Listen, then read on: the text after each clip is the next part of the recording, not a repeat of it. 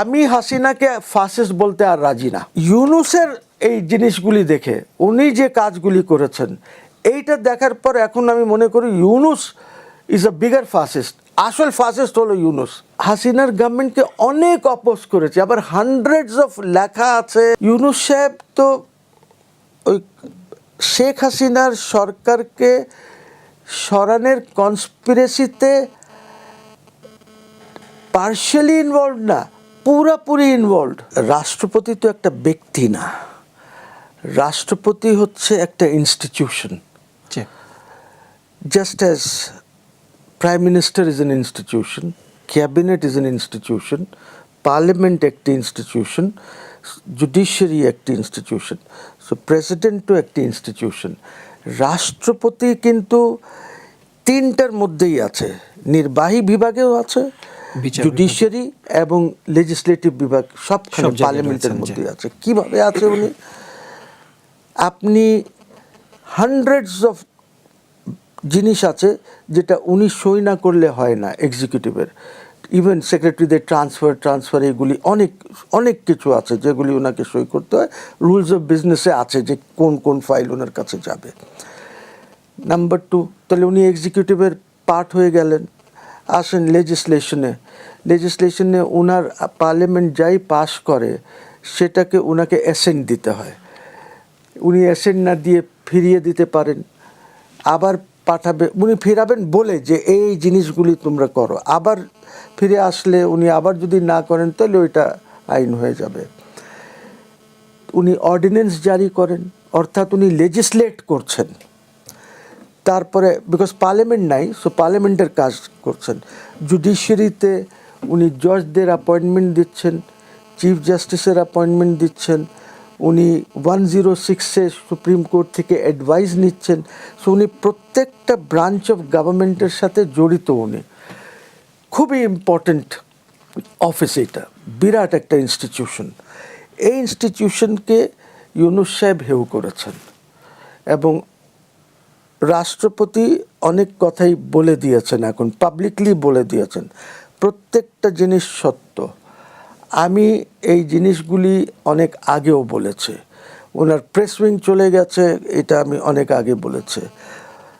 দেখেন press wing কেন খুব দরকার? এই যে অ্যাম্বাসেডার্সরা আসছে, ক্রেডেনশিয়ালস প্রেজেন্ট করছে, এইটার ছবি তোলা, এইটার প্রেস রিলিজ দেওয়া, বিকজ এইটা আবার ওদের গভর্নমেন্টকে পাঠাতে হয় যে আমি ক্রেডেনশিয়ালস প্রেজেন্ট করেছি। এখন এইটার কোনো ছবি নাই, আপনি দেখেছেন কোনো ইসের ছবি? দেখেন নাই তো। আগে তো ছবি আসতো যে ওই ঘোড়ার উপরে গাড়িতে যাচ্ছেন যিনি নতুন এসেছেন, আর ঘোড়া দিয়ে ওনাকে নিয়ে যাচ্ছে স্কোর্ট করে। It's a ceremonial thing. এইটা কোথাও ছবি এসেছে? আসে নাই। ওনার এখানে অনেকেই ধরেন অনেক যে দিবস হয় তখন লোকজন দেখা করতে যায়, কিছু এসেছে? আসে নাই। কারণ হচ্ছে প্রেস উইং নেই। তো কে সাপোর্ট দিচ্ছে? আইএসপিআর ওনাকে সাপোর্ট দিয়ে রেখেছে, ইন্টার সার্ভিসেস পাবলিক রিলেশনস যেটা আছে, ওরা সাপোর্ট দিয়েছে, ক্যামেরা ট্যামেরা ওরা দিয়েছে। ওইটা প্রেসকে দেয় না, বাট রাখে রেকর্ডে। এইটা আবার ওই গভর্নমেন্টসদেরকে দিয়ে দেয়, অর্থাৎ এমবাসিকে দিয়ে দেয়। সো এই ব্যক্তিকে যেভাবে হেউ করা হচ্ছে, আরও অনেক কথা আছে। ইউনূস সাহেব তো ওই শেখ হাসিনার সরকারকে সরানোর কনস্পিরেসিতে পার্শিয়ালি ইনভলভ না, পুরাপুরি ইনভলভ, একদম 1000% ইনভলভ হয়েছেন উনি। কীভাবে হয়েছেন? আইল টেল ইউ। জামাতে ইসলামের যে ইউরোপিয়ান যে ভদ্রলোক দেখেন ওইখানে পিআর করেন, পাবলিক রিলেশনস করেন আমাদের জামাত ইসলামী ঢাকার, নাম হলো ব্যারিস্টার মোল্লা, আবু বকর মোল্লা। জি, ব্যারিস্টার মোল্লা স্পষ্টভাবে বলেছে যে আমরা, ইউনূস সাহেব একটি পিআর ফার্ম এঙ্গেজ করেছেন, ইউনূস সাহেব ওই পিআর ফার্মের সাথে এবং আমরাও ওই পিআর ফার্মের সাথে যোগাযোগ করে আমরা মিলে এই গভর্নমেন্টকে ওভারথ্রো করার কনস্পিরেসি যেটা হয়েছে। সো কনস্পিরেসি তো ঢাকায় হয় নাই, কনস্পিরেসি তো মাহফুজ করে নাই, আর এই যারা আছে এরা করে নাই। হ্যাঁ, কনস্পিরেসি ইনিশিয়েট হয়েছে বাইরের থেকে and also let me tell you this, যারা কনস্পিরেটার্স ছিল তারা যখন এদের সাথে যোগাযোগ করতো, সে নাহিদের সাথে যোগাযোগ করবে তো নাহিদ হ্যাড এ নেম, নাহিদকে নাহিদ নামে বলতো না, ধরেন এলেন বা নাসিম এরকম একটা নাম দেওয়া ছিল, ওই নামে এদের সাথে যোগাযোগ হতো। আর বাংলাদেশের মধ্যে নজরুল, আসিফ, শুভ্র, রিজওয়ানা এইগুলি সব জড়িত ছিল এই কনস্পিরেসির মধ্যে। সো আমার কথা হচ্ছে যে যদি আমরা 12th পার্লামেন্টকে অবৈধ না বলি, ওইটাকে যদি মেনে নেই, যেটা সবাই মেনেছে, ছাত্ররাও মেনেছে, সমন্বয়করাও মেনেছে, রাজনৈতিক দলগুলিও মেনেছে 12th পার্লামেন্টকে, তো 12th পার্লামেন্ট দ্বারাই তো ইলেক্টেড প্রেসিডেন্ট উনি আনইলেক্টেড লোক তো না। 12th এটা যেটা হলো, এই 12th পার্লামেন্টকে আপনি যদি মেনে নেন তাহলে আপনি একটা বৈধ সরকারের বিরুদ্ধে কনস্পিরেসি করেছেন, বৈধ সরকারের বিরুদ্ধে আপনি ইন্টারন্যাশনালি কনস্পিরেসি করেছেন, and you are involved, you are a conspirator এটার মধ্যে। এখন কথা হলো, আমি ব্যক্তিগতভাবে আপনাকে বলি, হাসিনার গভর্নমেন্টকে অনেক অপোজ করেছি, আবার হান্ড্রেডস অফ লেখা আছে, ফেসবুকে বলেছি ওনাকে আমি কি বলে ফাসিস্ট আর কত কিছু, আমি লয়ার্সদের মুভমেন্টে সামনের সারিতে ছিলাম, অনেক কিছু আমরা করেছি, ঠিক আছে, এগেনস্ট হাসিনা।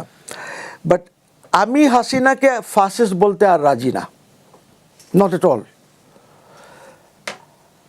ইউনূসের এই জিনিসগুলি দেখে উনি যে কাজগুলি করেছেন, এইটা দেখার পর এখন আমি মনে করি Yunus is a bigger fascist, আসল ফাসিস্ট হলো ইউনূস। তো আমি যে জিনিসটা বলতে চাই যে আপনি ধরেন শুধু এইটা না, আমি আরেকটা তথ্য দিয়ে দিই।